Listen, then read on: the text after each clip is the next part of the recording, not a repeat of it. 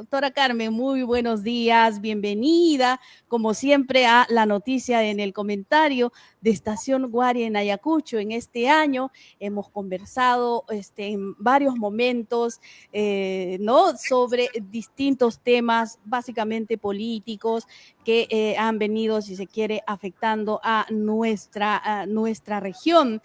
Pero también este año, si bien por un lado ha sido difícil en el marco del contexto político que vivimos, pero también por otro lado, por ejemplo, para usted ha sido un año bastante importante en la medida en que como historiadora ha escrito 4 libros que lo vamos a ir mostrando, pero antes de entrar a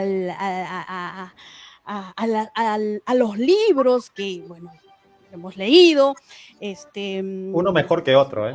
Exacto, uno mejor que otro. Por ejemplo, una de las que ha tenido bastante aceptación ha sido esto de la República Agrietada, y ahora ya está en su segunda edición. Pero antes de ingresar a ello, queremos hablar lo duro de la situación política que vive nuestro país, la ultraderecha, la ultraizquierda en enfrentamientos que va escalando cada vez más, tratando de traérselo abajo al gobierno de Castillo, y obviamente también gracias a sus propios desaciertos. ¿Qué época de la historia, doctora Carmen McEvoy, qué época de la historia del Perú nos recuerda estos momentos? Bienvenida a la noticia en el comentario. Buenos días, Rosario, buenos días, Miguel Ángel, buenos días, Ayacucho. Para mí es realmente una alegría terminar el año con ustedes en Ayacucho. Vamos camino al bicentenario de la batalla, de la gran batalla, que espero que nos encuentre en mejor posición política, al menos pacificados, tranquilizados.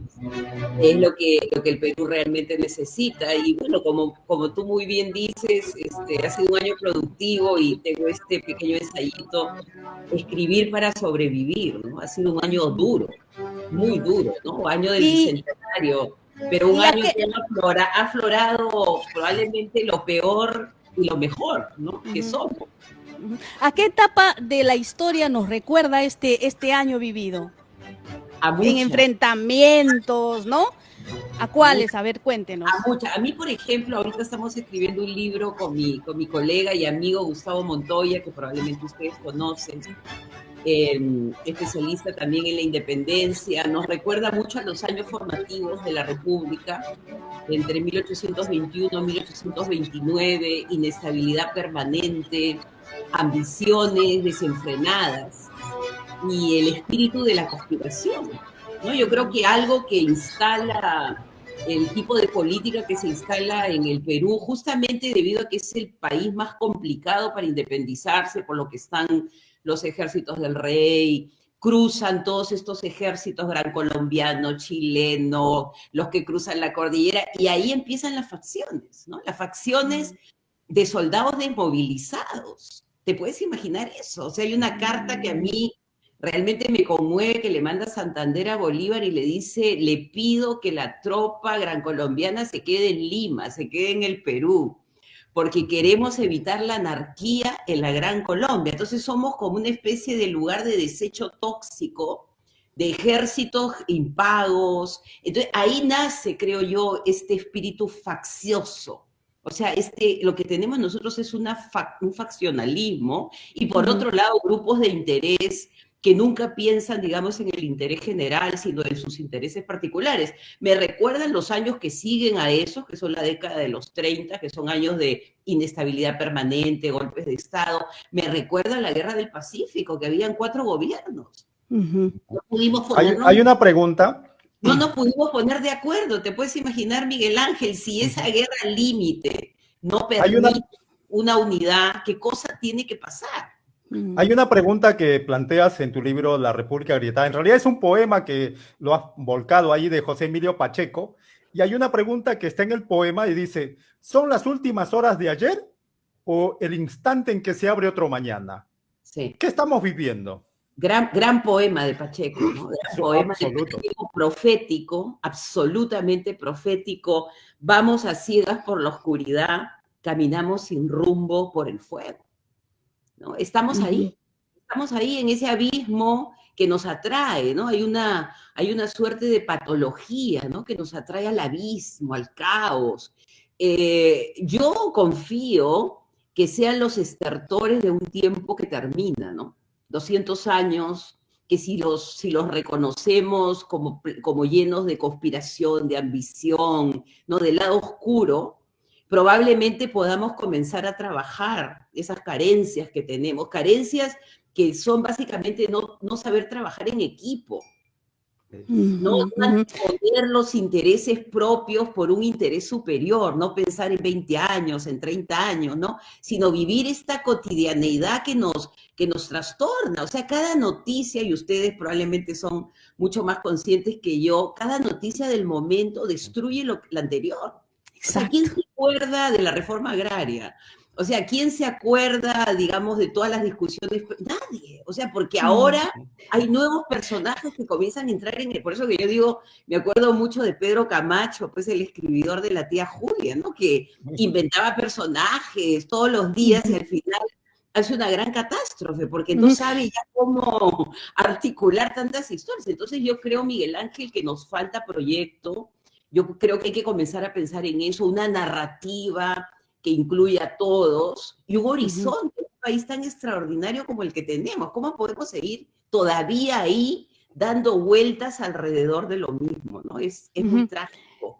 Ahora, doctora, en medio de todo, justamente lo que estamos hablando, en medio de toda esta confusión que se vive en el país, todo indica que ha quedado, si se quiere, en segundo plano el trabajo de largo alcance a propósito del Bicentenario. ¿Es así o es que en realidad en medio de esta confusión se está avanzando en este tema del Bicentenario? Porque estos son, si se quiere, los grandes retos que nos debería estar ocupando a todos, ¿no lo cree así?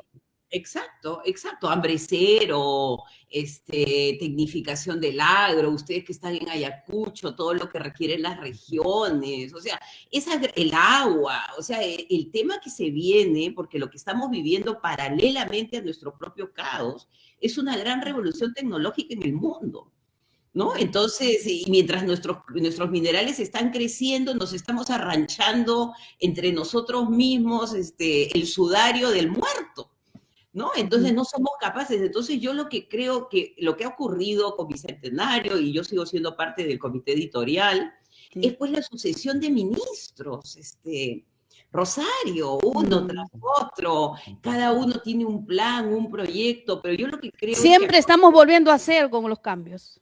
Exacto, los que llegan creen que inventan, está muy bueno el artículo de Alberto Vergara, que el que llega cree que va a revolucionar el cosmos, el universo.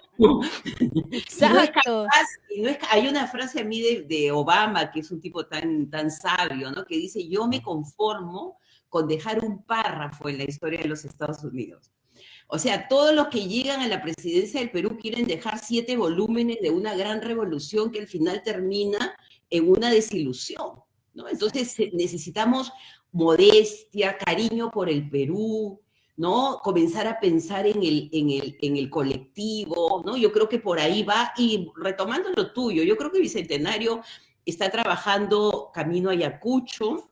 Probablemente ustedes han estado tomando nota de esta ceremonia que ha ocurrido en La Pampa. Nosotros estamos trabajando, hemos armado un equipo de trabajo para el Bicentenario de la Fundación de la República. O sea, la República del Perú se funda en septiembre de 1822. Entonces, hay una pregunta que nace.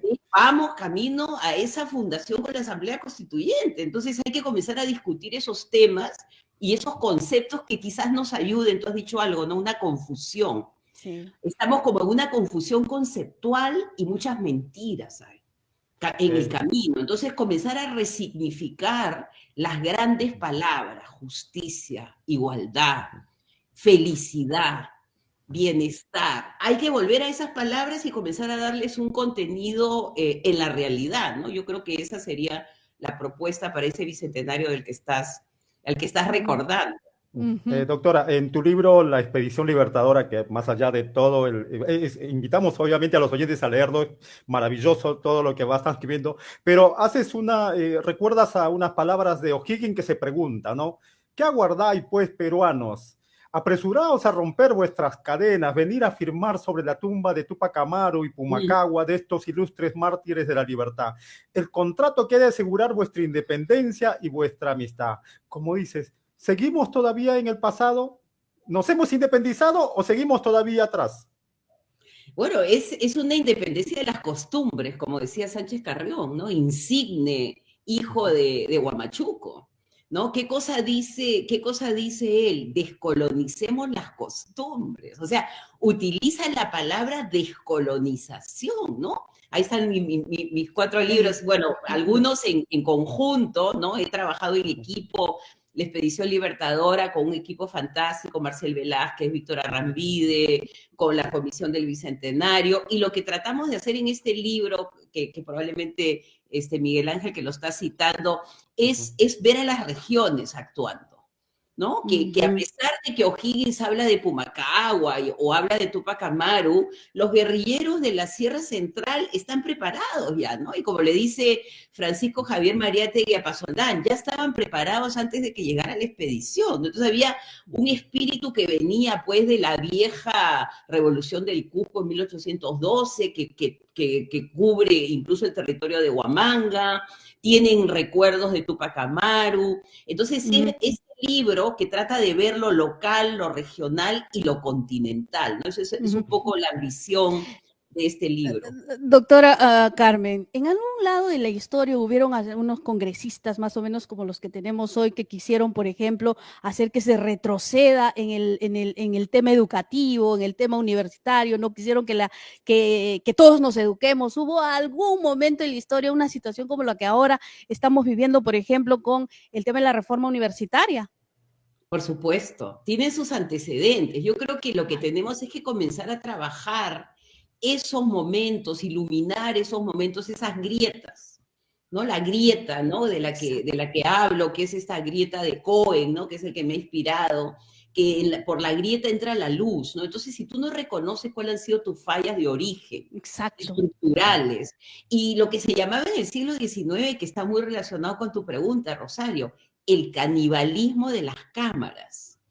O sea, que eran caníbales. O sea, caníbales porque se comían todo intento de reforma. Yo me acuerdo mucho de Manuel Pardo, que no se le da el crédito que merece, que es el primero que inaugura la idea de una reforma fiscal, ¿no? El primero que habla de las cuentas del Estado, ¿no? Lo que sería, digamos, una primera vez en que el Estado tiene debe, porque lo que pasa es que el guano, y acá viene nuestra tragedia, crea pues esta especie de narcodependencia, ¿no? De un recurso que no permite que el Estado se institucionalice. Entonces, por supuesto que sí, hay antecedentes de estos caníbales, conservadores, y tú piensas, por ejemplo, el padre Macías en Arequipa, que hace quemar el educador popular que José Arnaldo Márquez traduce para los maestros, y él hace quemar con todas las beatas. Ahí hace una pira con el educador popular. Entonces, tenemos un conservadurismo muy primitivo, ¿no? No conservadurismo en el buen sentido de la palabra, de Burke, ¿no? De decir hay cosas que hay que conservar, sino de conservar lo peor, o sea, conservar, digamos, los privilegios. Yo creo que acá hay un tema de privilegios que tenemos que abordar directamente, ¿no? Es una sociedad de privilegios que no ha logrado, por eso que la frase de Sánchez Carrión es tan importante, ¿no? Descolonizar costumbres, ¿no? Que significa que esta es una sociedad de iguales, con democracia, ¿y qué te puede dar esa democracia? Una buena educación, de calidad, pública. Es lo único, ¿no? Y un Estado que esté atento a las necesidades de la población, pero hay sectores que lo niegan, ¿no? Entonces sí, habría que buscar quiénes son y comenzar a detectar, digamos, los antecedentes de estos personajes que ahora pululan en el Congreso y que tienen tantísimo poder. Exacto. Y haciendo tu otro libro, ¿no? Porque también esa historia maravillosa que hace del introito, de Trocito, seguimos siendo ese trocito de tela. ¿Algún día terminaremos de siendo la bicolor? Eso, ¿no? Ese libro que escribí con mi hija con mi hija Mariana, que es maestra, ¿no? Que es un poco a través de una historia, de un trocito que pasa una infinidad de aventuras, ¿no? Y un trocito que cuando llega finalmente a su destino recuerda sus momentos amargos, que probablemente fue una bandera que estaba en el Huáscar, en la Independencia, el olor a humo, ¿no? La destrucción, ¿no? Y lo que está buscando es el colectivo, ¿no? Entonces yo creo que este es un libro, y qué buena tu pregunta, porque lo que tenemos que trabajar es en la escuela. O sea, tenemos que trabajar con nuestros niños, darles esperanza, poner los fondos ahí con buenas lecturas que inspiren y que desarrollen amor por el Perú, ¿no? Porque qué lindo cuando un niño ve la bandera que diga, en ese pedacito también estoy yo, ¿no? De la selva, de la sierra, de la costa, ¿no? Entonces, una bandera que nos represente a todos, a pesar de nuestras identidades particulares, ¿no? Entonces, y la abuela, ¿no? Me encanta la carátula, Carmen García, que hizo un trabajo extraordinario en todo el tema de las ilustraciones. Esto es algo que se traslada de abuela a nieta, y lo que me gusta de esa carátula que dice mucho también es el quehacer, ¿no? Es una costurera, ¿no? Entonces, ella con sus manos está construyendo, digamos, está recuperando esta bandera, ¿no? Este pedacito de bandera que era la cornucopia, ¿no? Un pedacito de cornucopia que es nuestro tesoro fabuloso, porque ese escudo que tenemos, pues habla de lo que somos, ¿no? La vicuña, el árbol de la quina, el oro, ¿no? Entonces un poco tienes toda la razón, el libro trata de inspirar y a través de la lectura, ¿no? Llevar a los niños a un amor sano por el Perú y por sus símbolos. Doctora Carmen, a propósito de los 4 libros, y obviamente cada uno de los libros, digamos, tiene un acercamiento a la realidad que vivimos, y una de ellas, digamos, que para mí es súper interesante, es La República Agrietada. Pero también hay otro, que es este último libro, que es El terror en Locañas, violencia política tras la Guerra del Pacífico. De una manera rápida se ha dado lectura a su último libro, que narra uno de los hechos tristemente célebres de la victoria de la violencia política de posguerra del Pacífico. Era tal la matanza por el nivel de descomposición de los cadáveres, que a los familiares se les hacía imposible reconocer a sus deudos, estaban calcinados y deformes. Algunos simplemente fueron enterrados en fosas comunes. Realmente lo que se lee en su libro es escalofriante, y me lleva, digamos, a recordar un suceso, el suceso que vivimos en el país y especialmente en Ayacucho, hace algo así como un parangón con lo que sucedió en nuestro país durante la guerra interna, con lo que vivimos especialmente en Ayacucho en los años 80. ¿Nos puede narrar brevemente en qué etapa de la historia de Chile se produjo esta historia escalofriante? Sí, como dices tú, es espeluznante, ¿no? Nunca yo había abordado, y esto lo hago con un colega muy querido, un joven historiador, Gabriel Cid, nunca había abordado la violencia de frente. Había trabajado guerras, la guerra maldita, por ejemplo, ¿no? Que son las cartas de Nieto, que te cuenta cómo Nieto es destruido en esa guerra, ¿no? La guerra del Pacífico, los guerreros civilizadores, Tiempo de Guerra, escribí otro libro con un colega, una colección de ensayos, pero me encontré con el documento, ¿no? Estaba trabajando en el archivo Vicuña Maquena y me encontré con la narración de lo que ocurre, ¿no? Que como tú bien dices, es la deshumanización, ¿no? Es el tratamiento, no solamente es lo que hacen con estos jóvenes montoneros que tienen entre 18 y 20 y tantos años, o sea, no conocen ni siquiera usar la utilización de un rifle. Y la pregunta tuya es ¿en qué momento? Bueno, es en el momento de la guerra civil, ¿no? Es la guerra civil que ya casi está terminando, ¿no? El ejército constitucional que viene del norte salitrero, de ese norte salitrero que ha sido, digamos, conquistado a sangre y fuego, ¿no? Es una suerte de historia como de un boomerang, ¿no? Que en una guerra todos pierden, porque al final lo que tú terminas importando, que es parte del argumento del libro, es la violencia, ¿no? Entonces Chile un poco trabajó en su frontera su violencia, ¿no? Primero en la Araucanía, después en la frontera norte con nosotros, a los peruanos, a los bolivianos, nos decían pues de todo, ignorantes, maricones, de todo, y después esa violencia la importa el soldado que está justamente como una guardia pretoriana de Balmaceda.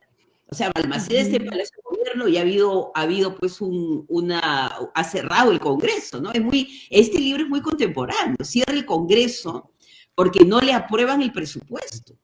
Entonces los congresistas se van al norte y se van a las zonas salitreras de las cuales se apoderan y ahí empieza la guerra civil. Entonces, él tiene los únicos aliados son estos militares, pero ¿quiénes son estos militares? Los que pelearon en la Araucanía y en la Guerra del Pacífico, o sea que son unos asesinos. Y entonces, ¿a quiénes matan? Matan a los hijos de la fronda, o sea, estos jóvenes son hijos, pues, apellidos insignes, ¿no? Hay algunos artesanos, ¿no? Entonces, ¿cómo la violencia que estaba en los bordes, termina llegando al centro, ¿no? Porque Locañas es un fundo que queda pues a 30, 40 minutos de Santiago, ¿no? Entonces, como las paradojas de la historia, ¿no? Una guerra que se contó en tono patriótico, nacionalista, termina siendo una guerra al final, porque nosotros las unimos. O sea, lo que hemos hecho nosotros es Araucanía, Guerra del Pacífico y la Guerra Civil, como una sola. Porque yo me encontré un relato de un soldado que decía que cuando él estaba subiendo por la Araucanía se acordaba cuando él estaba cruzando la cordillera, ¿no? Entonces, en la cabeza del soldado que ha participado, es una sola guerra. Y el comportamiento de incendiar Chorrillos después se repite en el incendio de Valparaíso. O sea, Valparaíso queda hecho cenizas, muy parecido a lo que ocurrió en Lima, ¿no? Entonces, es bien interesante y como tú bien dices, nos permite abordar el tema de la violencia, porque el primer capítulo es la discusión sobre la violencia, y nosotros la tenemos, nosotros también la hemos vivido, y ustedes en Ayacucho, pues, tantísimas matanzas, con cadáveres que todavía no se han recuperado, porque como ocurrió con Locañas, más de 20 cosas comunes. Más de 20,000 cadáveres que se siguen buscando hasta hoy. Exacto. Producto de la violencia.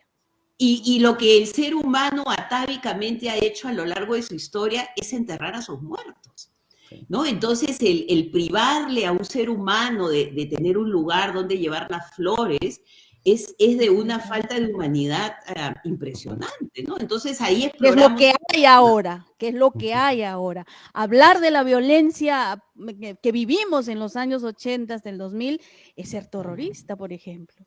Exacto, exacto. Yo creo que así como, volviendo a lo de la República Agrietada, ¿no? Lo que tú tienes que hacer para poder vencer un comportamiento repetitivo, atávico, es iluminar tus deficiencias, tus lugares oscuros. Tienes que enfrentarlos. Y en el momento que los enfrentes, que como dices tú, ¿quiénes eran estos caníbales en el siglo XIX? Vamos a describir qué cosa es un caníbal político del Congreso. Ya vamos a comenzar a reaccionar y probablemente sentirnos responsables porque nosotros votamos por ellos.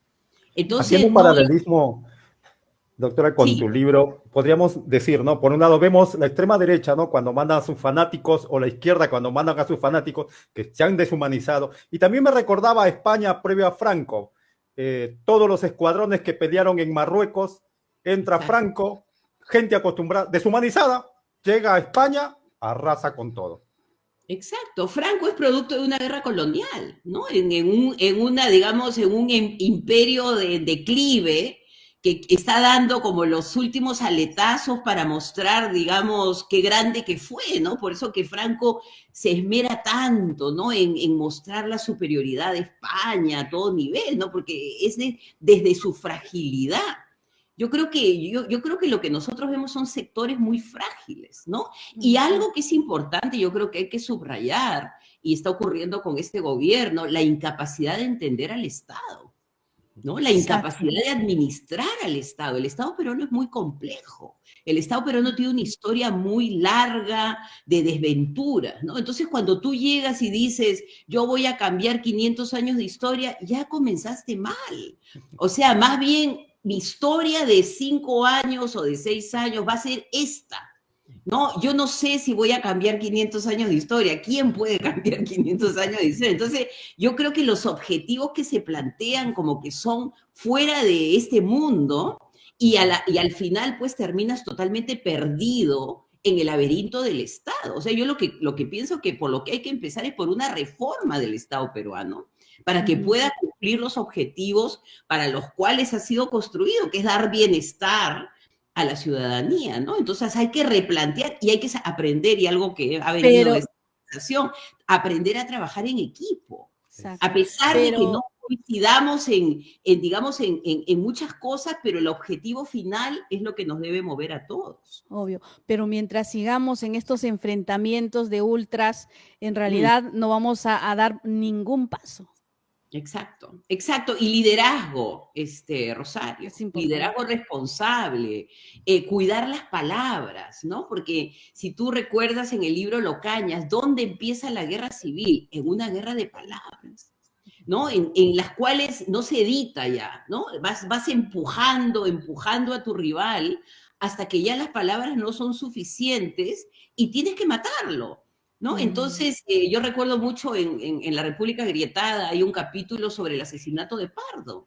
Empieza con un asesinato virtual en un periódico que se llama La Mascarada, donde aparece Pardo entrando al Senado, Bruto. Ya están preparando, digamos, el camino de la virtualización del asesinato que se viene unos meses después, ¿no? Entonces, tener mucho cuidado con lo que uno dice y cómo lo dice para no seguir creando estas grietas entre peruanos. Yo creo que quizás se parece a lo que hizo Alba en España. ¿Lo que hizo? Alba, la del Cuidar tus palabras, exacto, ¿no? Cuando tú representas al Perú, o sea, tú no puedes ir y andar de confidencia, ¿me entiendes? O sea, tú eres, y yo creo que eso también se ha perdido, ¿no? La representación nacional. O sea, cuando tú representas al Estado peruano, tienes que ser muy cuidadoso en cómo dices las cosas y que no se presten a malas interpretaciones, porque puedes causar, como ha ocurrido, problemas internacionales, ¿no? Entonces, igualito como llamar al presidente de México, o sea, eso no debe ocurrir en un mandatario peruano, porque, digamos, él tiene el mandato constitucional y no puede estar pues buscando apoyos en el mundo. Él tiene que ser su propia fortaleza, ¿no? Entonces, yo creo que se ha perdido mucho el sentido de la representación y la dignidad del cargo, ¿no? El cargo significa y te tiene que hacer trascender tu propia personalidad, ¿no? Y todo eso lo tenemos que trabajar, pienso yo, en la medida que se pueda con los niños, en las escuelas, incluso con los jóvenes universitarios, ¿no? Que participen en política y que aprendan a representar su propio cargo con honestidad, con dignidad. Yo creo que podríamos comenzar ahí a construir otra manera. Claro, y uno de los aspectos importantes, y eso ya nos va quedando claro y nos ha quedado claro durante por lo menos este año al conversar con usted, es que hay que entender la historia para entender el presente, conocer nuestra historia para comprender el presente, porque lo contrario vamos a seguir a la buena de Dios sin entender por qué pasan las cosas. Y por eso le preguntaba si había, por ejemplo, en la historia ¿no? Una situación como la que nos está tocando vivir en distintos aspectos que tenemos ahora en el país. Pero a partir de acá ya ha dicho algunas pinceladas del qué hacer, qué otras cosas más hacer para, digamos, no seguir en una situación tan difícil. Esto va en una escalada, pero trágica, terrible. Exacto. Bueno, yo creo que justamente tomando tu comentario, fortalecer la historia del Perú en la escuela, ¿no? Que es algo que se ha perdido, se ha empezado pues a mezclar con las ciencias sociales, las horas que se le dictan no son suficientes, los profesores están abrumados, no pueden. Entonces, yo creo que comenzar a construir desde ahí una narrativa que nos involucre a todos, porque obviamente es una narrativa que tiene que involucrar las historias regionales, pero una narrativa, y esto es bien importante, Rosario, de reconocimiento a los que nos precedieron. Yo creo Ok. que en esta guerra permanente se van destruyendo las iniciativas y los logros en el largo tiempo. Piensa en Antunes del Mayolo, lo que hizo en el Cañón del Mato, o sea, cosas Ok. extraordinarias. Piensa en José Arnaldo Márquez, yéndose a Nueva York a buscar de traducir El Educador Popular, el mismo Pardo, en medio de la crisis, tratando de armar un partido político, y así comienzas a encontrar Cortegana, que es este soldado de Selendín, que se pone a escribir la historia del Perú. Entonces, comenzar a reconstruir el Perú de los constructores, de los constructores de la República, ¿no? Y no decir que la República, pues como decía Basadre, es un pantano, ¿no? Basadre odiaba a estos que pensaban que la República era un pantano, ¿no? Que estaba lleno solamente de escoria, ¿no? Él decía, no, han habido Ok. luces, ¿no? Y esas Ok. luces yo creo que hay que darles, hay que darles su Ok. lugar. Ok, doctora Carmen McEvoy, muchísimas gracias. Siempre es grato conversar con usted. Esperamos igual tenerla el próximo año. Nos De despedimos todas con maneras, lindo Miguel Ángel y Rosario terminar el año así, reflexionando en las sombras, pero también dándole su lugar a las luces, porque si no el Perú no exactamente. se hubiera mantenido en el tiempo, ¿no? Si no hubieran esas luces. Muchísimas Buenos días. Hasta gracias, luego. doctora Muchas gracias. McEvoy. Feliz Navidad y que el próximo año sea mejor que este. Muchísimas Mejor gracias. 2022. Adiós.